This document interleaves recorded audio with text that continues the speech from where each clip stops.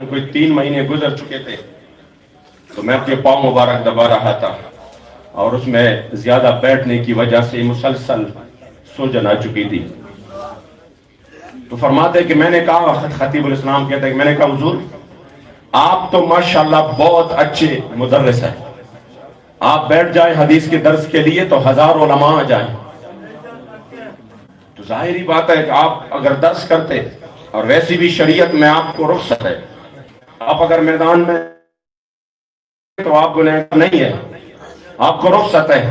اور جو اللہ نے آپ کو دی ہے یقیناً خدا کی قسم، جب حضور امیر المجاہدین ابھی پڑھاتے تھے نا بخاری شریف، ابھی کتاب العلم سے باہر نہیں نکلے تھے، لیکن جو جواہر اور جو عجائب اور غرائب وہ بیان کر رہے تھے، میں نے کسی شرح میں بھی وہ نہیں دیکھا. ایک ایک حدیث کے وہ مطالب بیان کر رہے تھے، بخدا بندہ حیران رہ جاتا. تو وہ انہوں نے کہا کہ میں نے کہا کہ آپ بیٹھ جاتے مدرسے میں 1000 علماء جاتے، آپ یوں آپ کی حالت کو دیکھ کر مجھے رونا رہا ہے. تو فرماتے ہیں کہ آپ کی آنکھ مبارک میں آنسو آ گئے اور مجھے کہا خطیب الاسلام، مجھے عبداللہ ابن ام مکتوم جو نابینا صحابی تھے ان کی قربانی مجھے آرام نہیں کرنے دے رہے. جب وہ نابینا ہو کر جنگ یرموک میں گئے اور وہ سابقون الاولون میں سے تھے اور جنتی صحابی بن کر جب وہ گئے تو حضرت عمر فاروق کو کہا کہ میں بھی جانا چاہتا ہوں. آپ نے فرمایا کہ حضور آنکھوں کی ضرورت ہوتی ہے، دشمن کو دیکھنا پڑتا ہے، ان کی تیروں سے بچنا پڑتا ہے اور ان کو نشانے پر لینا پڑتا ہے، آنکھوں کی ضرورت ہوتی ہے. آپ نے فرمایا مجھے بھی پتا ہے، لیکن مسلمانوں کی تعداد بہت کم ہے، کفار کی تعداد رومیوں کی بہت زیادہ ہے، میری وجہ سے تعداد میں بھی اضافہ ہوگا اور مجھے اونٹ پر بٹھا دینا اور میرے اونٹنی کو لشکر کے سب سے آگے کر دینا اور پھر مجھے اسلام کا جھنڈا عطا کر دینا. جھنڈا میرے پاس یوں ہوگا، میں جھنڈے کو اپنے سینے سے جدا نہیں کروں گا، مجھے کیا پتا کون کہاں سے مار رہا ہے، میں کبھی نہیں بھاگوں گا، میں آگے ہی بڑھوں گا. دشمن کو شکست ہوگی اور ہمارے جوانوں کو حوصلہ ملے گا. کہہ رہا کہ اسی حالت میں آپ آگے بڑھے جب آپ کی آنکھیں بھی نہیں تھی. تو آپ فرماتے ہیں کہ اگر حضور نے بروز حشر پوچھا کہ آپ کے، تو فرمایا کہ آپ کے تو آنکھیں سلامت تھی، میرے عبداللہ ابن مکتوم کی تو آنکھیں بھی نہیں تھی، پھر بھی وہ اسلام کے لیے نکلا. اس لیے بابا جی بار بار فرماتے تھے چودھری نواب ایم پی اے کے دن سوال کیا کہ تیرے پاس تو سب کچھ تھا، جب میرے دین پر حملہ ہوا آپ کی ماتھے پر شکن بھی نہیں آیا، پھر جواب کیا ہوگا؟ اس وجہ سے آپ اسی غم میں غمگین رہتے.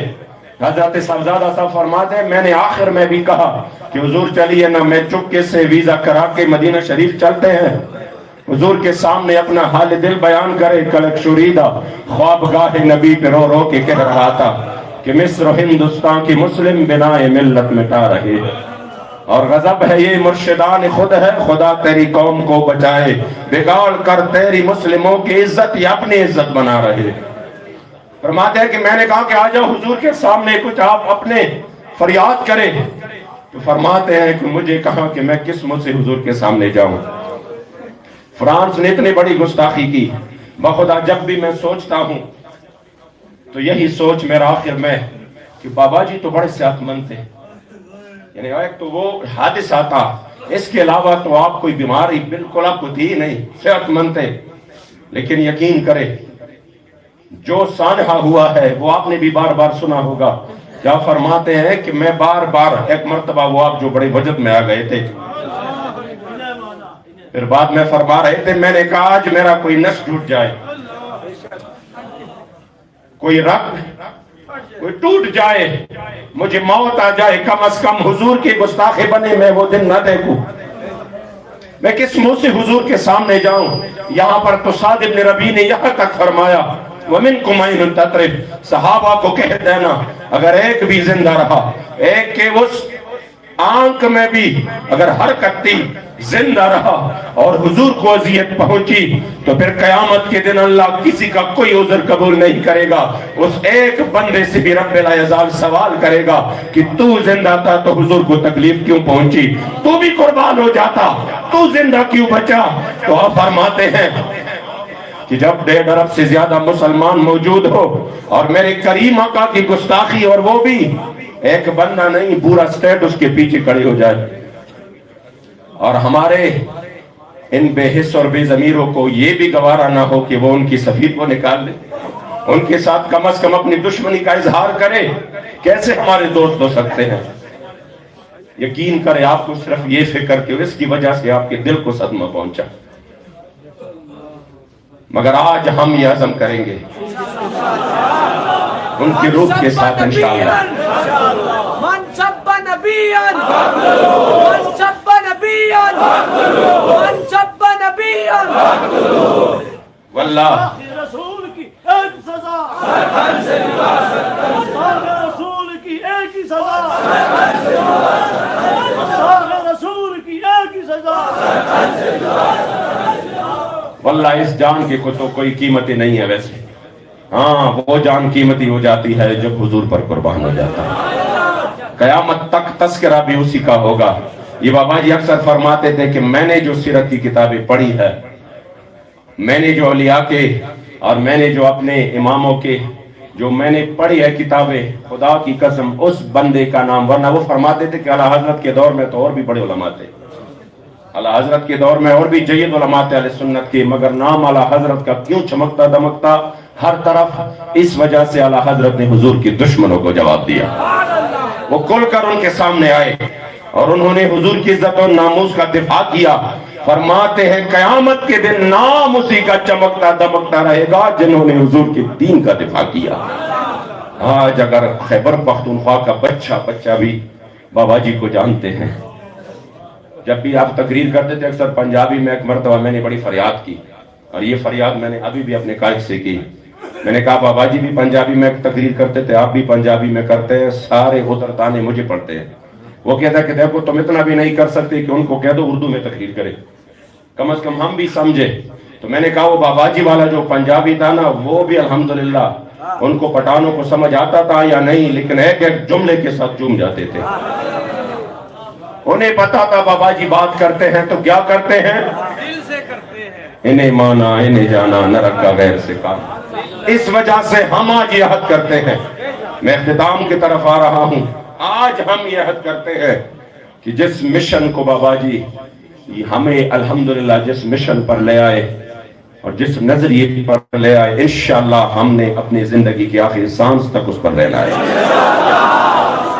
اور یہ میں جو دیکھ رہا ہوں واللہ اس ولی کامل کی کرامت ہے بعد از وصال, کہ بخدا اس سے بھی کہیں آگے بڑھ کر تحریک ابھی ہو جا رہا ہے الحمدللہ. اور انشاءاللہ وہ وقت دور نہیں کہ جو آپ فرماتے تھے, آپ اکثر یہ کچھ بات کرتے بے یقینی جو ہے نا یہ غلامی سے بھی بدتر ہے. فرماتے تھے کہ پاکستان میں انشاءاللہ حضور کا دین تو آنا ہی آنا ہے. انشاءاللہ جب بابا جی فرمائے کہ گئے کہ آنا ہی آنا ہے تو آنا ہی آنا ہے انشاءاللہ. اور انشاءاللہ ہم نے اسلام کی بہار کو دیکھنا ہے انشاءاللہ, اور وہ وقت دور نہیں. آپ کی ان جذبوں کے سامنے تو پہاڑوں کی بھی کچھ حیثیت نہیں. خدا کی قسم سارے ریزہ ریزہ ہو جائے. بندہ مومن کی ایک بندہ مومن جو اپنی ایمانی غیرت اور قوت کے ساتھ میدان میں ہو, پوری کفر بھی اس کا مقابلہ نہیں کر سکتا. اور یہ ہمارے پاس تاریخ موجود ہے. اس وجہ سے آپ نے انشاءاللہ میدان میں رہنا ہے, اور جو کچھ بھی حالات آئے, یہ جیل کا بار بار میں تذکرہ نہیں کروں گا کیونکہ جیل تو کوئی تکلیف ہی نہیں ہے. میں بالکل بلا مبالغہ بغیر کسی تصنع کے آپ کے سامنے دل کی بات کروں, خدا کی قسم جیل میں تو کوئی تکلیف نہیں ہے, کوئی تکلیف نہیں ہے. اس سے آگے بڑھ کر شاید مصیبت اور تکالیف آ جائے. واللہ جب حضور کے لیے ہو تو یہ سینہ تان کہ ہمیں یہ کہنا چاہیے, جب حضور کے نام پر ہو تو جیل تو کیا, ہماری زندگی سارے حضور پر قربان ہے. اب انشاءاللہ تعالی ویسے بھی شاہ صاحب نے بتایا نا, ہمیں 6 ستمبر 7 ستمبر کا پروگرام کرنا تھا, 5 کو گرفتار کیا. کہ آپ پشاور میں پروگرام نہیں کر سکتے. ہماری تیاری ایسی تھی کہ میں نے کہا یہ پشاور کی تاریخ میں نئی تاریخ رقم ہوگی انشاءاللہ. تو وہ تیاری بھی زبردست تھی اور الحمدللہ ایک عجیب انداز سے انہوں نے گرفتار کیا. تو 7 ستمبر کو جو یوم الفتح ہے, اسی دن میں نے, ہمارے پاس بھارت میں 40 اور ہمارے بندے تھے, اس میں علماء بھی تھے, میں نے سب کو کہا آ جاؤ ختم نبوت کانفرنس یہاں پہ کرتے ہیں. اور پھر میں نے بابا جی کا وہ شعر سنایا کہ کام تو ان کے ذکر سے ہے. وہ پشاور باہر موٹر وے چوک پر ہوا یا مردان کی سینٹرل جیل میں ہوا. جنہوں نے کوشش کی تھی نا ہماری کانفرنس رکوانے کی, میں نے ان کو کہا بخدا آج میرا دل یہاں پر سیکنڈ پہ بڑھتا جا رہا.